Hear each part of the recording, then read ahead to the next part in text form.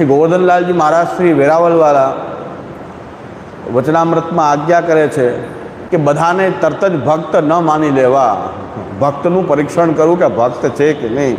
ગમે એ સારું બોલવા માંડે અને કંઈક આંખ બંધ કરીને કંઈક બોલવા જ માંડે તો કેવો મહાન ભક્ત છે. એમ ભક્ત ન હોય. ભક્તનું આચરણ કેવું છે, શું છે.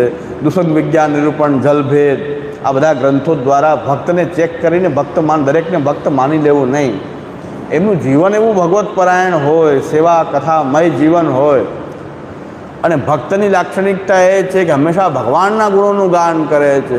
પોતાની પ્રતિષ્ઠા, પોતાનું હંમેશા ક્યાંય મહાત્મ્ય કે પ્રતિષ્ઠા ભક્તો વધવા દે નહીં.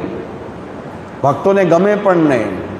પોતાનું મહાત્મ્ય ભક્તો ન વધારે. બીજા તો પોતાનું મને આવો અનુભવ થયો ને મને આવો અનુભવ થયો ને સમજી લેવું કે આ ભક્ત નથી. ભગવાન પોતાને હંમેશા નીચો માને, ભગવાનના જ ગુણોનું ગાન કરે, એ જ ભક્ત હોય.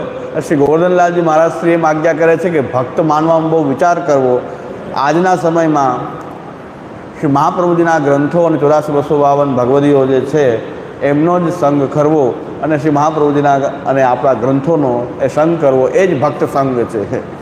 શ્રી ગોવર્ધનલાલજી મહારાજ શ્રી આજથી 50-60 વર્ષની પણ એનાથી વધારે વર્ષ, 70-80 વર્ષ થયા છે આ ભૂતલ ઉપરથી પધાર્યા. પણ ત્યારે એમને એમ લાગ્યું કે આ બહુ ભક્તના સંગમાં બહુ ઘોટાળો થાય છે, ભક્તના સંગની વાતોમાં ઘોટાળા બહુ થાય છે.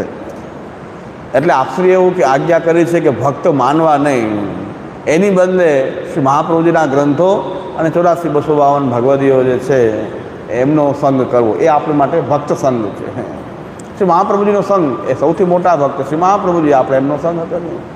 શ્રી મહાપ્રભુજીની વાણીના રૂપમાં આપ બિરાજે છે, આપનો સંગ કરો. તો આવડા પ્રાચીન બાળકોને પણ આવું જણાનું